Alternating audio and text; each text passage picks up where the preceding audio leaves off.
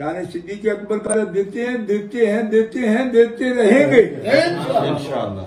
لیکن اس کا مطلب یہ نہیں کہ لوگ جن کو بڑی مشکل سے ابھی یہ لفظ یاد ہوا ہو کہ لوگوں میری ماں کو کچھ نہ کہو، میری ماں پاک ہے. میں نے کہا شکر ہے بھائی، کم از کم اتنا تو آیا کہ میری ماں پاک ہے. نہیں، لفظ خطا کا اتنا اڑ گیا کس کی ماں کے لیے؟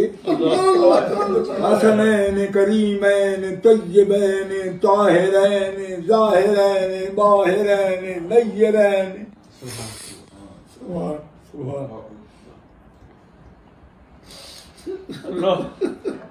ہوش درد آتا ہے، کسی کو درد آیا تو اپنی ماں کو کہا پاک ہے، اس کو کچھ نہ کہو.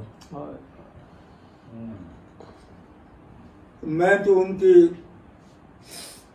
نسل پاک کے جو کامل ہیں نا، ان کی جوتیوں کی خاک اولاد ہوں، لیکن جوتیوں کو خاک ہوں. میرے تایا پیر یعقوب شاہ صاحب کے ابا ریزوی پھالیے والے میرے تایا سگے تایا کے بیٹے ہیں. حضور قبلہ عالم سید نور الحسن شاہ صاحب بخاری کے سامنے جا عرض کیا رحمت اللہ علیہ کی خدمت میں، کہا شاہ جی تو آڈا کی نہ آئے تو پنجاب کا ماحول سادہ کا جی رسول شاہ. فرمایا غلام رسول شاہ. قبلہ عالم نے فرمایا غلام رسول شاہ.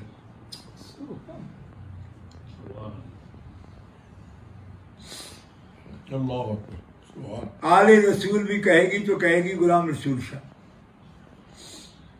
میرے تایا جان نے خود مجھے اپنی گود میں بٹھا کر یہ بتایا ساڈے پیر یہ جیسا ہم قبلہ عالم کے نوکر ہیں. خانہ دار نوکر دیکھنا ہو جس نے سید نور الحسن شاہ صاحب بخاری رحمۃ اللہ علیہ کے نوکروں کو دیکھ لے. صرف اتنی گزارش ہے اہل اسلام کہ یہ کوئی بحث کا مقام نہیں تھا، یہ کوئی امتحان آ گیا. کیوں؟ اہل سنت و جماعت حنفی ماتریدی بھی سیدہ پاک کی شان کے لیے اڑیں گے اور لڑیں گے اور بحث و مناظرہ کے بعد کہیں گے ہم مان جائیں گے. ایسا غضب ہوتے دیکھا نہیں. یہ جماعت غضب والوں کی ہے نہیں. اس جماعت میں یہ ایک عجیب واقعہ ہے. ٹھیک ہے، اللہ کا فضل، اللہ کا کرم کہ ایک نہیں سینکڑوں علماء کرام جید سے مراد وہ تنظیم المدارس والا جید نہیں ہے، وہ تو سیکنڈ کلاس کو جید کہتے ہیں نا، میں وہ دوسرا جید کہتا ہوں. ٹھیک ہے، تو وہ سب غلامی کے لیے موجود ہے، بے شک کوئی کمی نہیں ہے کسی چیز کی، اور اس گھرانے کو کمی رب نے آنے دی نہیں. ٹھیک ہے، لیکن لوگ سمجھتے ہوں گے کہ پتہ نہیں شاہ صاحب کو اجازت دی ہے یا نہیں ہے. وہ اجازت نہیں دی ہے، میں نے محنت کی ہے. میں کہہ رہا ہوں سیدھا، میں نے محنت کی. میں کہ سید ہم لوگ ہیں نا، کریں گے نا نوکری، نہیں کریں گے تو کیا کریں گے پھر؟ باہر جاؤں گے بیٹھ کر. اس تنور کے پاس تو ہماری ڈیوٹی نہ ہو. ہاں، اس کے پاس ڈیوٹی نہیں.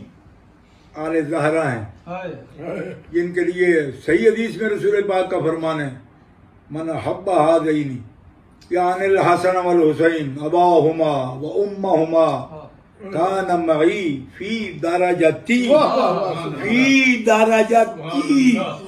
الجنہ. شیوخ الحدیث مہربانی کر کے جامع ترمذی اٹھا کے دیکھ لیں. جو میرے حسنین سے پیار کرتا ہے اور ان کے باپ سے اور ان کی اماں سے، وہ میرے ساتھ محمد الرسول اللہ کے ساتھ میرے درجے میں، میری جنت میں نہیں، آپ کے درجے میں. اور میرے باپ حافظ الحدیث میں نے عرض کیا حضور ایک آدمی نے مجھے کہا حضور کے درجے میں اگر یہ غلام چلے جائیں گے تو پھر تو انبیاء کی اہانت ہو جائے گی، کیوں کہ انبیاء سے بھی اوپر درجہ ہے حضور کا، حضور کے درجے میں یہ غیر نبی ہیں، یہ داخل ہو جائیں گے تو نبیوں سے بھی اونچے کیا ہو جائیں گے؟ اتنا بڑا رکا ہے خارجی کا میرے پاس، منڈی پھلروان میں میری تقریر تھی، آج سے 40 سال پہلے کی بات کر رہا ہوں۔ میں نے جب جواب عرض کر دیا، میری عادت تھی جب تک والد گرامی حیات تھے تو جو بھی جواب دے بھی دیتا پھر بھی تصدیق کراتا ان سے آتا۔ میں نے کہا جی میں نے یہ کہا، میں نے کہا تو نے لمبی کر دی بات، جواب ٹھیک ہو گیا، لیکن بات لمبی کی، کتنے منٹ لگے ہوں گے؟ میں نے یہ 15 منٹ۔ میں نے کہا فرمانے لگے ہاں یہ بات بس ایک لفظ میں بھی ہو سکتی ہے۔ میں نے کہا وہ کیسے؟ فرمایا یہ غلام اس درجہ میں اگر اس درجہ کے مالک بن کر جاتے تو اہانت ہوتی، مالک اس کے محمد رسول اللہ ہیں، اور آپ کا وعدہ ہے حسنین کے غلاموں سے کہ چونکہ حسنین مجھ سے دور نہیں رہیں گے وہ جنت میں میرے ساتھ ہوں گے، کیوں کہ جگر کے بغیر کیسے جنت میں؟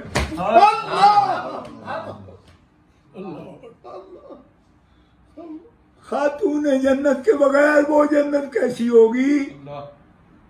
اب اس کا میں کیا کہوں گا کہ جو مصطفیٰ کا چین ہے، جنت چین کی جگہ ہے نا، تو دوسرا مقام کیسے ملتا ان کو؟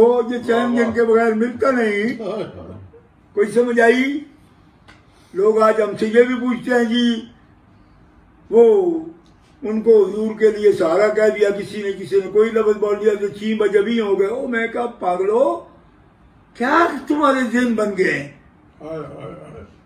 حضور وہ سہارا جو محتاج کو ضرورت ہوتی ہے وہ نہیں ہے ان کا سجدہ یا کوئی اور، لیکن دنیا میں کوئی بھی ایسا شخص ہے جو اپنی اولاد میں اپنی امید نہیں دیکھتا؟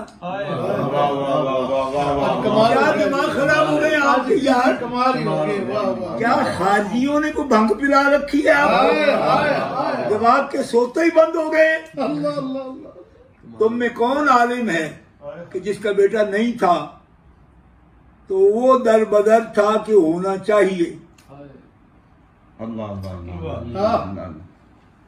میرا کا صدقہ رب نے کرم کر دیا۔ کوئی بات لگا کے نہیں کرنا چاہتا تھا، میں حافظ العزیز کا بیٹا ہوں، لیکن دوستو وہ بے چینی پوچھتا ہوں کہ اگر اولاد کا کچھ سہارا بندے کو نہیں ہوتا تو جس کی نہیں تھی وہ بے چین کیوں تھا؟ اس کو آپ محتاجی کا کہتے ہو یا کس کا کہتے ہو؟ کچھ تو امید ہے یہ کہ لوگ اس کے لیے تعویذ لینے چلے جاتے ہیں، دم کرانے جاتے ہیں۔ میں خود پتر منگن گیا تھا بغداد شریف، تو جھٹ بھی نہیں سے لائے میرا نے لے کے دیتے سن کہ خارجی ایویں باواں نہ مارن، دیندہ رب بھی ہے، دلاتے ہی گئے ہیں۔ تواڈے نال مکلاں گے ذرا اپنا ہے جڑے نا سر پٹول چھڈن ایک بار۔ بہت اچھا، یہ تینوں فکر ہے نا بہنا کا جواب دینے واسطے مینوں اتنے تھوڑی جانا پیا ہے۔ تے کمڑیا 40 سالاں دے جنہاں نے ایک تے جلی ہے انہاں تے اہل بیت دی توہین کیتی، او بغیر ہی دفاع کر لیا ہے صدیق سونے دا۔ تو پہلی لگی جھڑ پہ ہوئے پلو لوہے دیا کوٹا سدے ہوئے ٹوٹے لے کو ٹری نہ آئے بابا میں تو رہائی۔ ہم سے بھی پوچھنا تلوار کی دھار پر چل کر توازن کیسے رکھا جاتا ہے؟ اس فن کے لوگوں کو رضا کے غلام کہا جاتا ہے، اور یہ سبق بریلی والوں نے پڑھا کے دکھا دیا۔ جب اصدق الصادقین کی بات کریں تو کمال ہو، اور جب اشجع الاشجعین کی بات کریں کوئی نہیں سمجھ آئی. اصل نسل صفا وجہ وصل خدا. جنہوں نے یہ گٹی پی ہوتی ہے نا ان کو یہ نہیں کرنا پڑتا. اگر صحابہ کے لیے دفاع میں کلام کرنا شروع کرتے ہیں تو بارڈر پار ہو جاتا ہے. دوسری طرف مقابل بنا کے ان کو پیش کرتے ہیں جنہیں جگر دے کر صدیق کی شان بتائی ہے. کوئی گلہ نہ خلافت پہ کیا ہے، نہ امامت پہ کیا ہے، نہ فدق پہ کیا ہے. تیری حدیثیں بتا رہی سب، میری حدیثیں بتا رہی، مصطفیٰ کی حدیثیں بتا رہی سب، کہ کلام ہی چھوڑ دیا تھا. اس کو کیسا اجتہاد کہو گے؟ اجتہاد والے تو چپ کرتے ہی نہیں. ایسی نہیں بات. سخن شناس نئی دلبرا خطا اینجاز. خطا اینجاز. سخن شناس نئی دلبرا خطا اینجاز. خطا اینجاز نہ آجاز. واہ واہ واہ.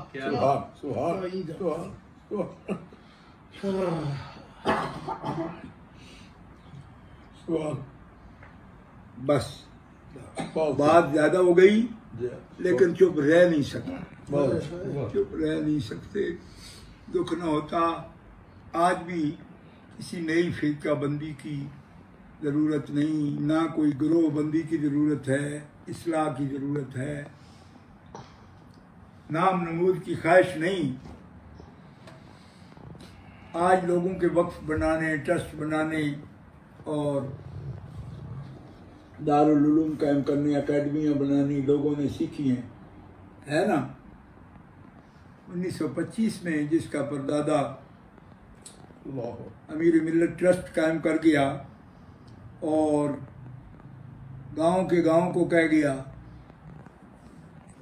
کہ اپنے اپنے گھر بالٹیاں چھڑ دیو، بالٹیاں لیا کرو تو امیر ملت تو ٹرسٹ جو کھانے بھر کے لے جائے.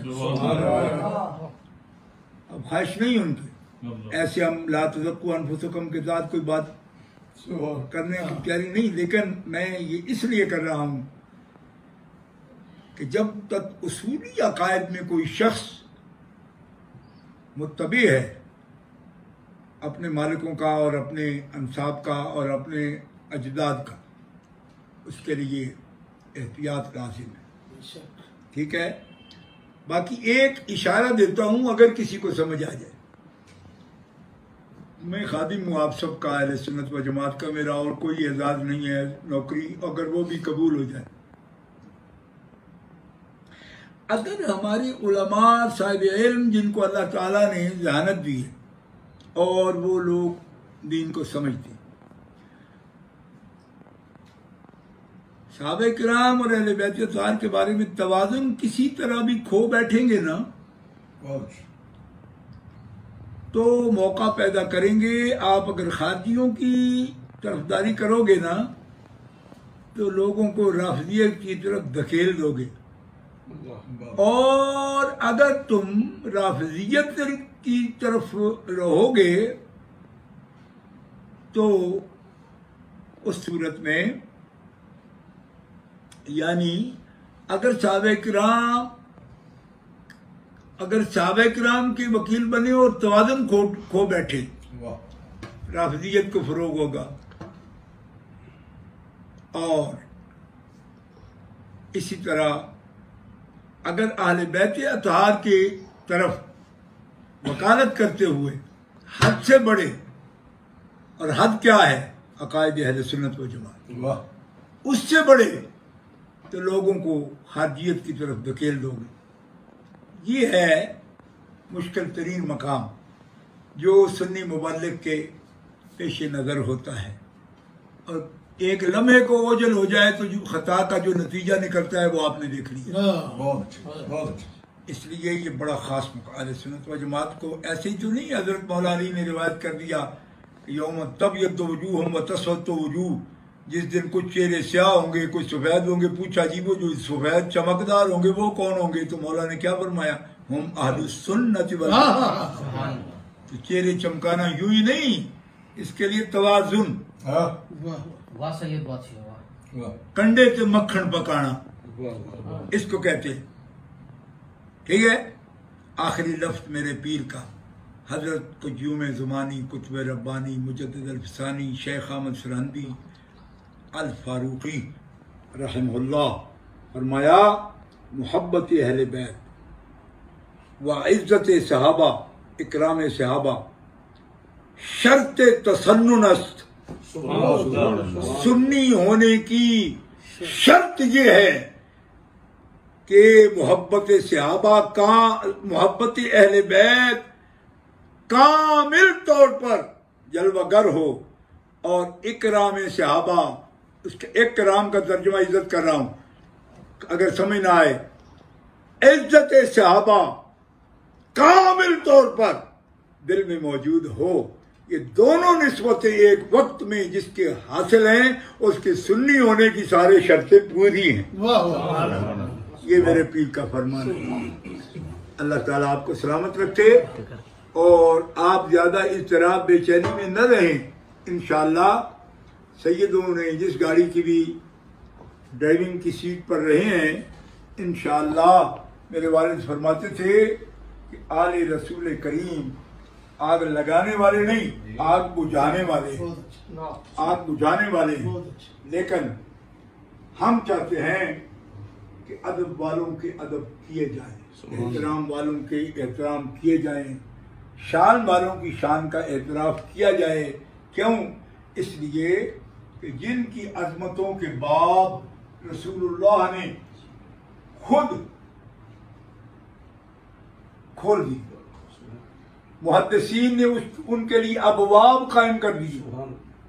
اب کوئی سنی مجھے بتائے کہ یہ فضائل بیان کرنا، ایک مفکر ہیں بڑے، مجھے کہنے لگے آپ تو فضائل کی تقریریں کرتے ہیں.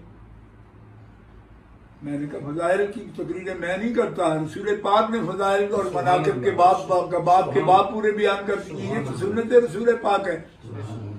اس لیے کس کو ہم کیا کہیں گے. چھوڑیے باتیں، بات ختم ہو گئی. سیدوں کا حکم تھا، دونوں سید، دائیں بھی سید بائیں بھی سید، درمیان میں ان کا خادم درمیان بیٹھا ہے. اور اس وقت مرشد پاک کا جلوہ وہ بھی موجود ہے. آپ تشریف فرمائے، وعدہ فرما گئے تھے میں آ جاؤں گا. قدم رنجہ فرمایا، لطف فرمایا، قدم رنجہ کیا، شاد کیا. مہرباں آپ کا احسان ہمارے سر پر. تشریف فرمائے اور یہ خوشبو والی محفل. کیوں؟